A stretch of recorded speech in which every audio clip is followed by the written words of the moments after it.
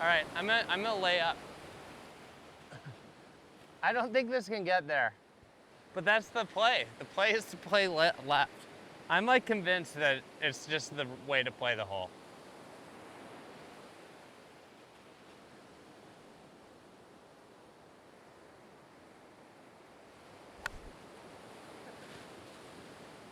Is that too far?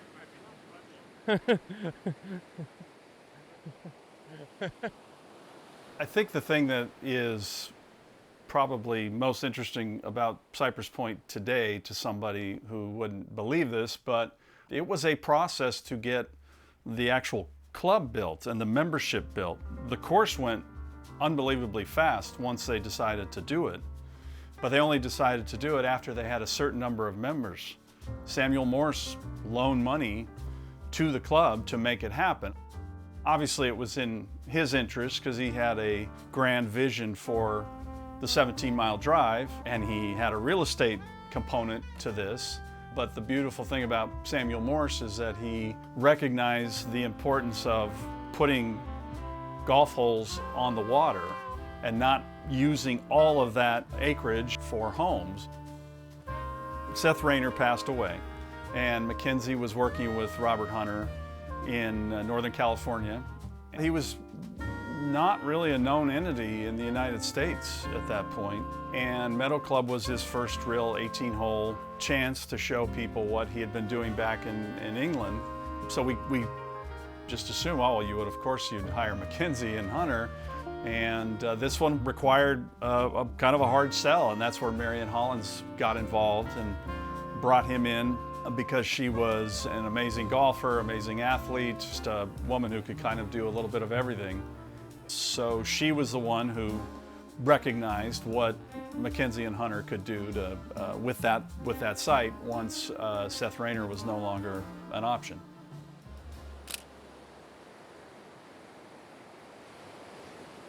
All right, so first hole at Cypress Point. Definitely feeling some jitters. This is, it's hard not to feel something when you stand next to that clubhouse and tee off over the hedges, over 17-mile drive and kind of enter into this course. First thing you do is go down into this bowl, right? It's the fairway is tilting from right to left, and then the hole curves against that tilt in reverse camber, curves to the right, and then rises up to a green that's set into a dune. So just right off the bat at Cypress Point, you're introduced to the dunes. The green is set right into one that you later return to on the 13th hole. And so, you know, the themes of the course are all there right away, basically. You start near the clubhouse so you can hear and you can smell the ocean. You know that you're close to the ocean. You go through a grove of cypress trees. The cypress trees are all around. And then you emerge out onto the dune ridge. You know, I think a lot of good first holes are like the first song on an album or the first chapter in a novel, even the first paragraph of a novel, where you get a full sense of what the whole thing is about. And that's what this hole does. It has all the different elements of the course, the ocean, the trees, the dunes, kind of in one hole. And it's just a great way to start the round.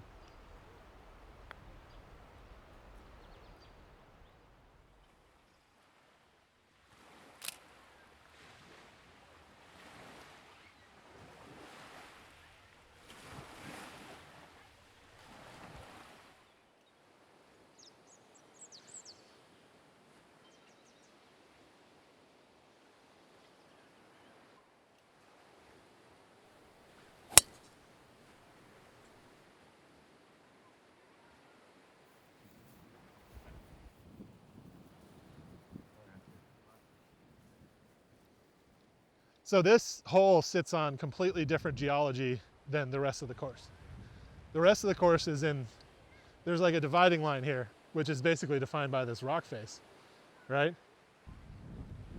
And this is where it turns into the land that Pebble Beach is on. The rest of it is dunes, and this is the only hole that's like on this end of the dividing line. And so it's on just like completely different terrain. It's kind of cool.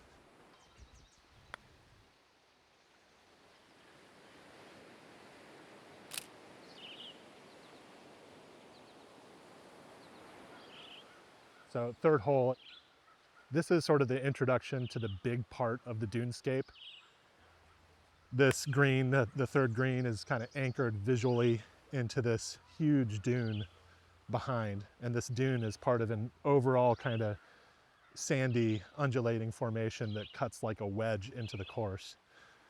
First couple of holes, you see some sandy elements, some dunesy elements, but this is really a revelation of how impressive the dunes landscape is here.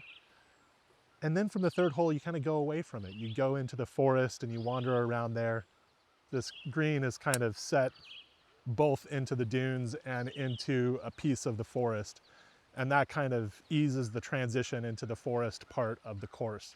But then throughout the round, you keep returning to this kind of one anchor spot, the most impressive and beautiful part of the dunes here. So it's just one clever element of the routing. Kind of MacKenzie gives you a view of the good stuff, goes away from it, and then comes back.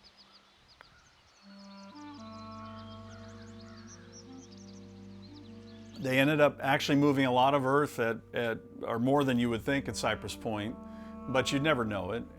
When you see architecture in the early 20s to the late 20s, that's where all of them, the people that we really love, the George Thomas and Billy Bell team and Tilling-Aston Ross, all of them, the Earthmoving went from clunkier to a little more graceful and beautiful, softer lines, mimicking nature more. And some of that was just the equipment. They started getting, in the late 20s, road scrapers, and they weren't using horse-drawn blades anymore. They were actually using real equipment. But as we know, there are a lot of people who have that equipment now and they don't make good use of it. And they did. You know, they still took the time to make everything fit. And at Cypress Point, you better do that because of the site and just the beauty of it and the dunes. But the dunes weren't easy to work with. Based on the accounts, it sounds like they moved a lot of soil around the property. They needed stuff over on the ocean holes where the soil wasn't as good, things like that. So they did an amazing amount in a very short window. And then the attention to detail with the bunkering is just, it's just incredible when you look at the old photos. And they've done a very nice job bringing that look back over the last 25 years.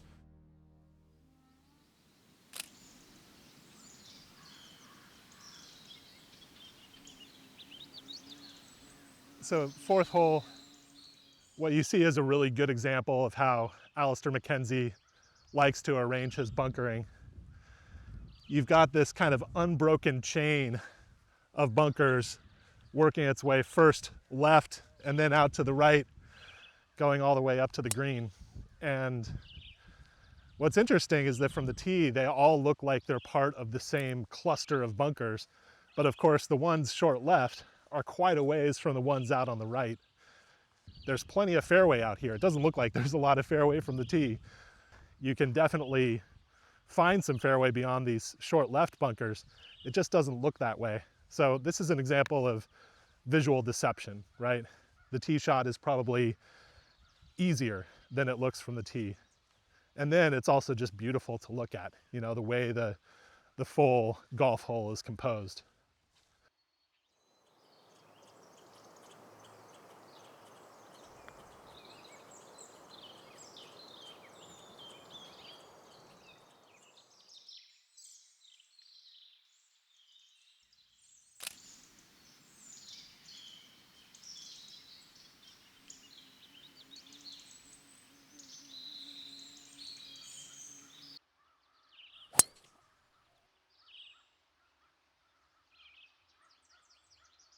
Yeah, I mean, I think it's cool at Cypress that the bunkers really are tied into the dunescape, right? It seems like MacKenzie occasionally would try to imitate dunescapes in non-dunescape environments, but here there is a match. For sure. He was definitely playing off of that. A pet peeve of mine is when someone refers to like a quote MacKenzie bunker.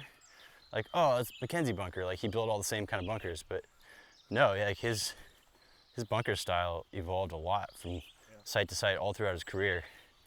These bunkers are completely different than what he built 2 years earlier at Meadow Club. Yeah.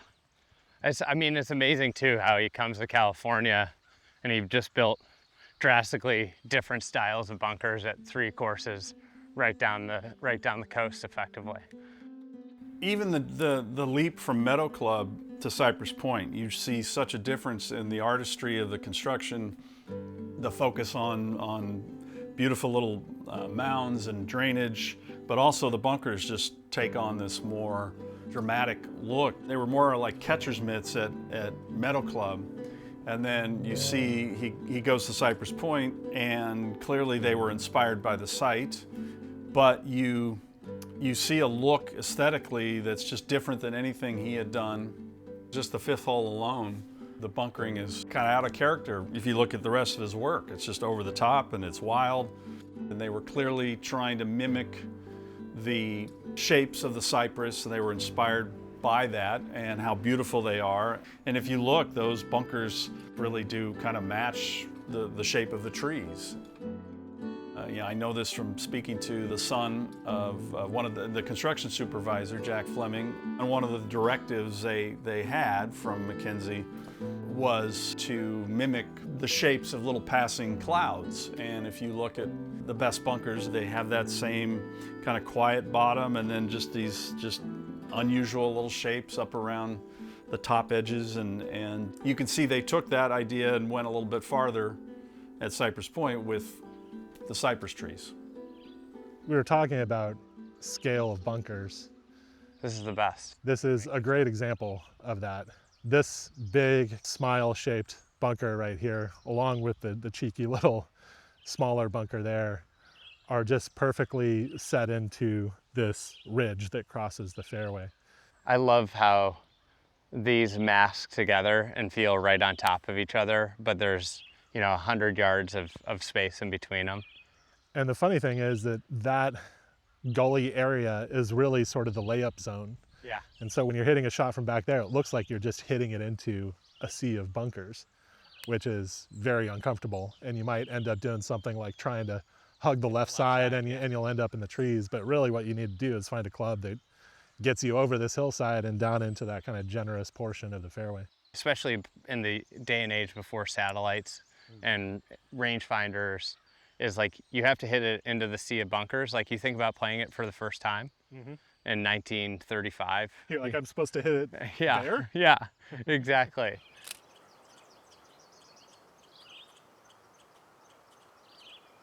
So this is a par 5 here at Cypress Point, the 6th hole.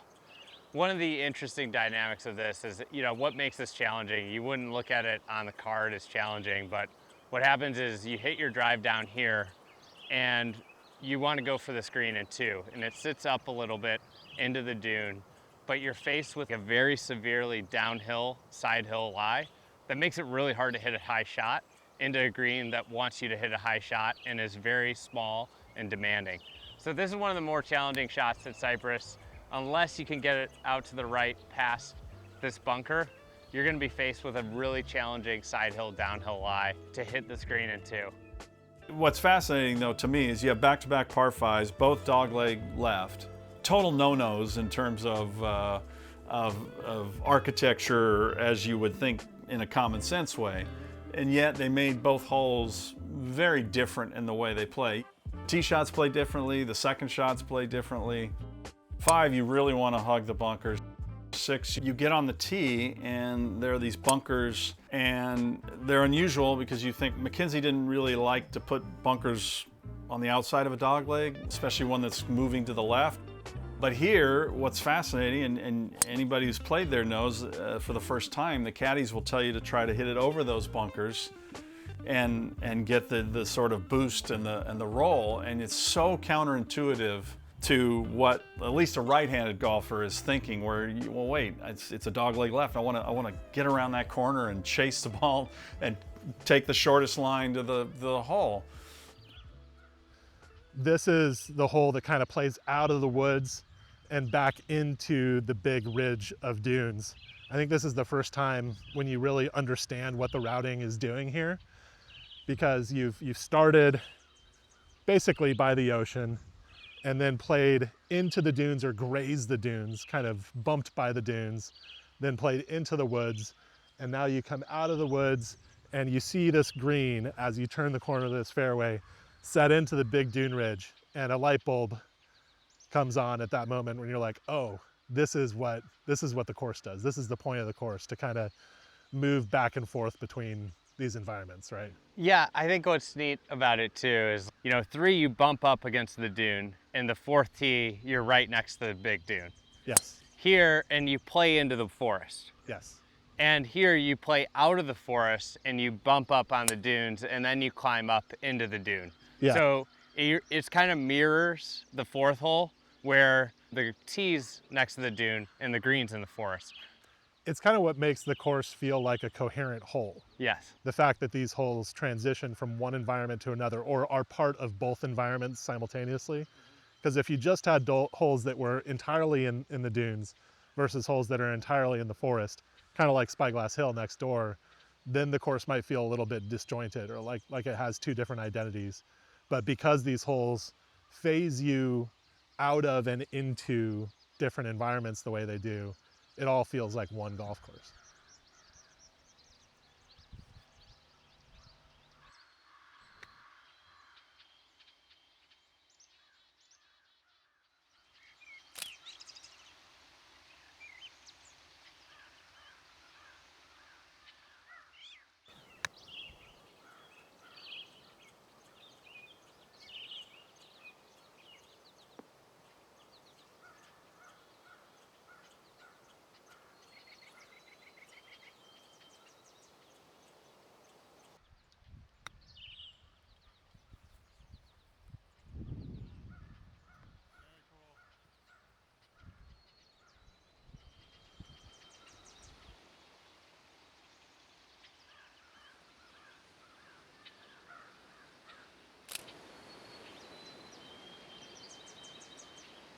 So this is a super interesting hole. Obviously, it's one of the back-to-back short par 4s here at Cypress Point, 8th hole. And it kind of wraps around this dune. The green is tucked up the dune, and you kind of start in a similar position on the other side of the dune. You really have 3 options. You can play really safe and play left, which you can see. You can shade a little bit more right, kind of at that smaller tree. And, in between is really good. I think that house, that low profile house, is what a lot of people aim at. And then you can take the hero line, which is kind of over this big pine tree, and that's where the green is. 320, Drew? 320 to the green. So honestly, some of the pros can hit it there. He just said Sahith hit it one day out here. So really interesting tee shot with varying degrees of risk. It can be really simple, but then you have a really challenging mid-iron shot up the dune to a green that's very severely pitched. So you want to get a lot shorter of a shot in if you can. A couple of subtleties of this hole that you might not see on the Walker Cup telecast. One, the fairway is sort of a split level concept. So if you're facing the green, the right side of the fairway is higher than the left side of the fairway. So basically, the side of the fairway that is closest to the dune that comes into play off the tee is higher.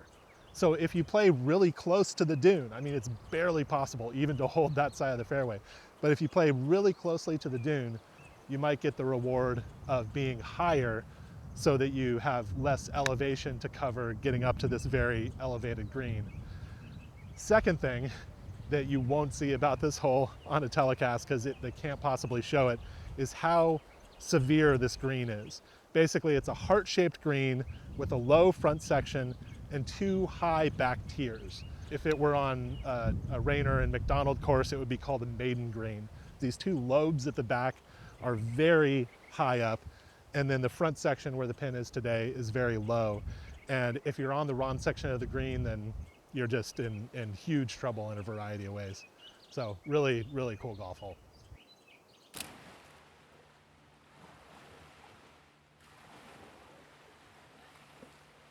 Epic short 4, 9th, very reachable. I mean, especially today, we got a little wind to help, and I would say not lightly treacherous around the greens.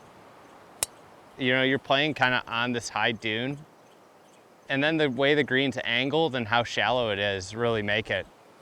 You want to be on the right side, then you're hitting up the slope, up the green. but you're really scared of going right because of the kind of mess. So then you kind of favor the left, and what you're doing is you're playing from a really bad angle to a really shallow, severe green. It's really cool how the green just sits there and cascades down with the dune. It's one of the greatest holes in the world. It's one of the greatest natural holes. I mean, if you look at photos of the landscape before the course was built, it was basically just sitting here, and they draped a fairway over it. Must have been like an incredible discovery to come up here on this like high point and look out, and that's just sitting there in front of you, and you're like, okay, the design is sort of done. We'll just put some grass down. All right, should I hit driver? Well, it sounds like you were successful with that. I'm hitting driver. I can't help myself. Yeah, I think 9 was one of the holes that they really centered a lot of the routing around because of the green site, and then obviously a perfect perch for a tee right there. Anybody could see that was going to be a beautiful spot for the 10th tee or whatever hole it might have been when they were scoping things out. I think it was pretty clear from, no matter how you feel about who did what and where, that from the earliest documents that are available, the clubhouse location was sort of set in stone. If they built a golf course here, there's going to be a clubhouse high on this hill with these beautiful views and not be out on Cypress Point. You know, Cypress Point was a tourist attraction, and so it was sacred in a different kind of way. So there was never any thought to put a clubhouse out there, I don't believe. There was nothing mentioned. So every land planning document had the clubhouse on that spot. You know, whether it was Seth Rayner originally, and then when MacKenzie and Hunter came in, they all worked from that location. The way the course goes out and plays through the dunes, takes you into the forest, comes back to the dunes, and then builds to the ocean holes. I don't know anybody who would not want to do that on that site. It's hard to believe somebody would ever start with the ocean holes and work backwards. So I guess some of the discussion over who did what for me is rather unimportant, because even when, let's say hypothetically that MacKenzie just took what Seth Rayner created, they still made a lot of changes during construction and before construction. And when I did the book, the club afforded me the opportunity to see the exchanges, and there was a pretty tense little tussle between Robert Hunter, who was on site every day, and Samuel Morse over the 17-mile drive. And it was originally going to be where it is today, and they really wanted to flip it over and have it be between the 1st and the 14th holes. For obvious reasons, you can just see a magnificent, unbelievable par 4 hugging the cliffs. I mean, it would have been one of the greatest holes of all time. But Samuel Morse was very adamant that he just thought it was a horrible idea in terms of safety. He clearly had tourism in mind. I don't know how much that ultimately shaped his stance, but he held his ground, and they made some adjustments going backwards to make it work the way they wanted, to get 12 and 13 and the 14th tee in the spot that worked. And that's just the nature of how a golf course routing works. When there's real estate or a road involved, there are going to be compromises, and there are going to be a lot of changes, and there were in this case. So 10th hole, we've played these incredible holes in the dunes. Might be one of the greatest stretches of golf in the world, from basically hole 6 through hole 9. You're playing up on this amazing dune ridge, just finding these little pockets that you didn't know existed, and it's just a thrilling stretch of golf. Now we're going back to an environment we've visited before, going back to the woods, climbing up the hill with the 10th hole, back into the forest. But it's just like a quick visit. We go back there, get reminded of what's there, and then immediately come back to this dune that we just teed off from. So this is the kind of one last look at what's back there. And then from the 11th tee on, basically the course is working toward the coast, and the anticipation is building there. So yeah, this is kind of a moment of peace in the routing. After you finish this hole, the course just gets more and more exciting until finally you hit the coast.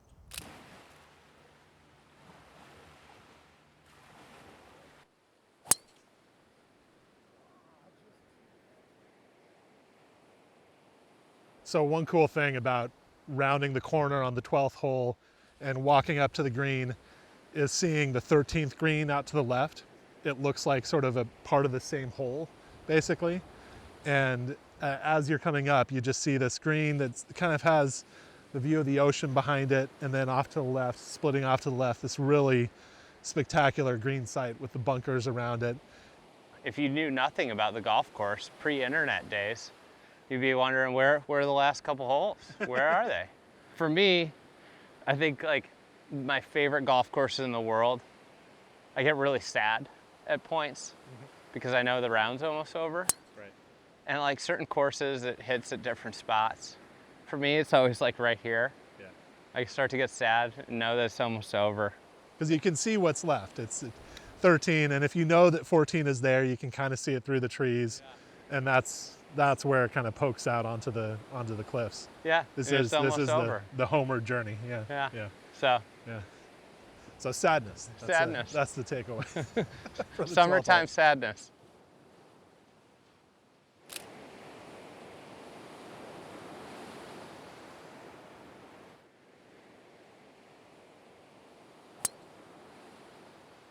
So here, 13 green, kind of a point that you return at.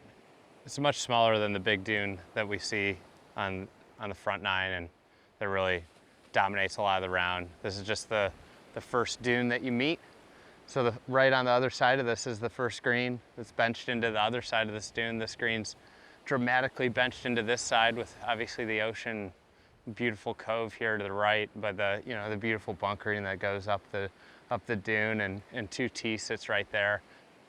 I think, Mackenzie just had like an incredible economy for using landforms in different ways, and this is just a really subtle one when you consider the other ones at his disposal, the ocean, those giant dunes that we played through earlier in the round. This small one just becomes a little point of emphasis here on your way home and right when you come out of the gates. The greens there are interesting. There are some of the most severe, wicked ones imaginable, like 4 and 9. Then there are obviously a lot of quiet ones. 16's very flat and simple, but I think that was totally on purpose because of the difficulty of the shot.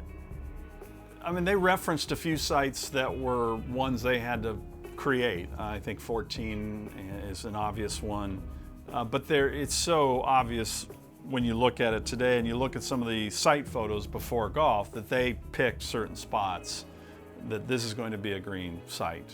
Regardless of how long the hole is or how it works, we'll figure out how everything else works getting there. I mean, the first green and the 13th green and that dune, the way they're set there is magnificent. Obviously 15, 16, 17 were pretty easy to figure out. So that, again, going back to the routing talk, that's what's also frustrating at times, that people sometimes struggle to understand that those are the kinds of things, green sites, that dictated a lot of decisions. And as they cleared some things, and like any golf course project, you go, wait a second, oh, well, with that tree gone, that works a little better there. And you can see where that happened in a bunch of different places, 6 and 7. There's just so many of them, 11 at the base of that dune. And then they kind of went from there, and they manufactured something if they had to, or they just cut it in.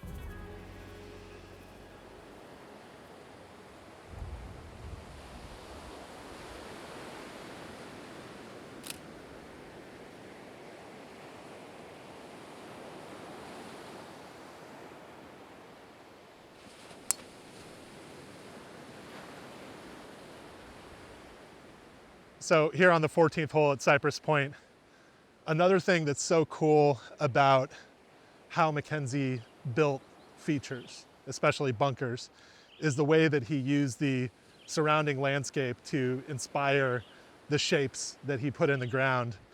Now, usually you would think that he'd be inspired by dune formations. And in other parts of this course, he definitely was trying to imitate the dunes in the way that he was building the bunkers. The bunkers kind of emerge from the dunes and really feel like they're part of the dunescape. But once you get to a different section of the course at Cypress Point, it seems like the style slightly shifts. And I think here on the 14th hole, what really inspires these bunker shapes is the surrounding cypress trees. The way that these kind of sit in the land, they're sort of vertical, and they seem to have these branches that come out of them. And so I think there's a real kind of similarity or kinship between the bunker shapes on this 14th hole and the main feature in the landscape, which is these cypress trees.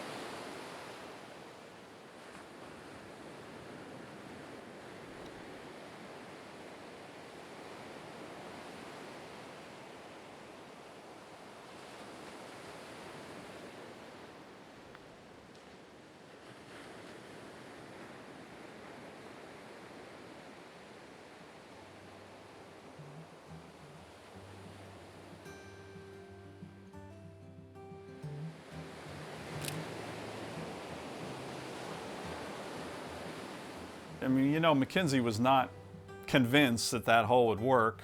I don't think he was convinced even after Marianne Hollins, you know, hit her famous shot, and because Seth Rayner had said, look, you know, it's too bad that won't work, it's too far, and then she hit a shot and sold it as a par 3. I think he was much more interested in having it be a short par 4. There's a great little tee pad about 35, 40 yards longer over to the right. It's just ice plant now, and you just stand there and you go, oh, you know, the options are just, do you go for the green? Do you play up short left, really short? Do you cut off a little bit more? The alternate route, the layup, here you play out here, got 82 in. I feel like it's a great spot. You know, originally there were some ideas that this might be a short par 4 that would have been like you play over here and then you go at it or you go at it. You know, it's kind of a short par 4 as it is.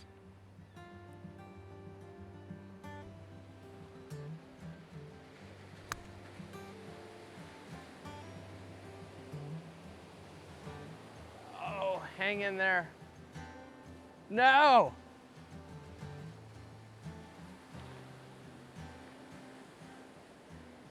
So you lay up, so you hit it in the water. I'm gonna run out of golf balls.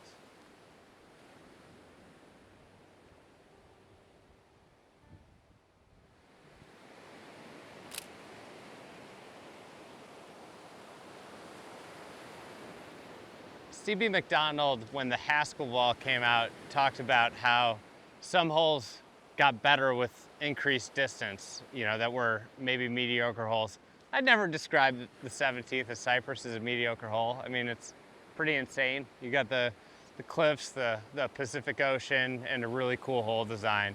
But now, with the way the young players and the pros are hitting the ball, this has become a hole that can be reached in the right weather conditions. So, you know, you wouldn't ever think about the 17th as a drivable 4, but for the best players in the world, for the longest players in the world, now this hole has a little bit more dimension to it.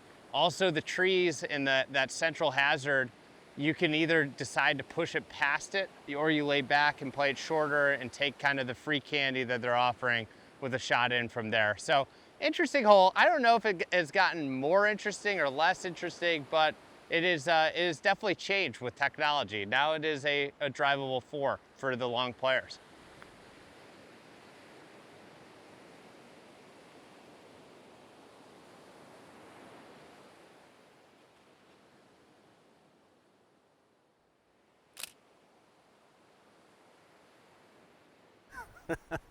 No, I like this hole. Just the most repeated cliche. Cypress Point, best 17 holes in golf. I think the defense for it is it's a test of execution.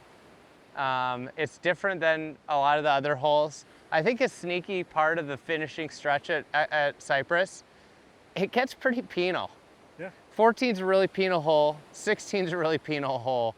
This is a penal hole. 15 is. I mean, it's short. Yeah. But 15. but if you miss the target, you're punished. Yeah. It's not like there's a lot of strategic complexity there. One of the difficult factors of this hole that's kind of under the radar is how, we were talking about this earlier, how steep it is when you're walking from the landing zone all the way up to the green. And if you're not thinking about that in terms of your yard, it's at least an extra club, if not more, when you're going up. And I've made that mistake a few times where you have like a perfect approach angle and, you know, I needed like at least an extra club to get it up there because it's so steep. And you've got a couple of options off the tee. I mean, you want to get over to the left, but there are a couple of trees in your way and that could work out really badly. But if you block it out to the right, then you're going to be in an equally bad situation. So somehow or another, you've got to get over to the left, but there are like a number of different ways to do that. You can try to shape the ball right to left to kind of fit it in there, or you can try to hit something high and maybe coming at it from the other direction. I think the play is you just hit it over it. 5 iron Well, right I mean, at that left-hand you know, bunker. that's easy for you to say. You just hit it over it. Great advice for the average player. But the bunkers, which were more recently restored, really frames the hole much better than 10 years ago or so. None of those bunkers were there. It was just all grassed over. So that visual really frame, like this bunker here gives you an aiming cue. The bunker behind it gives you an aiming cue.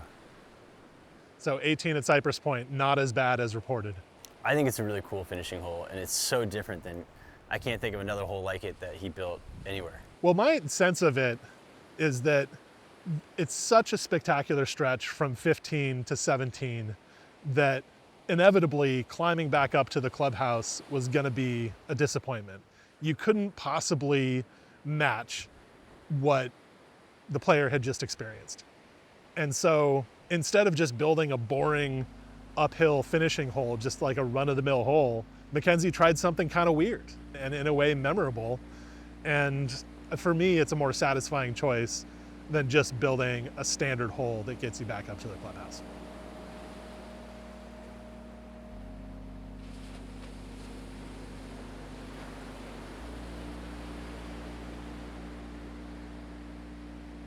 It accomplished what he wrote about in terms of, you know, playable for the average man and can still hold up and defend itself against a really good player.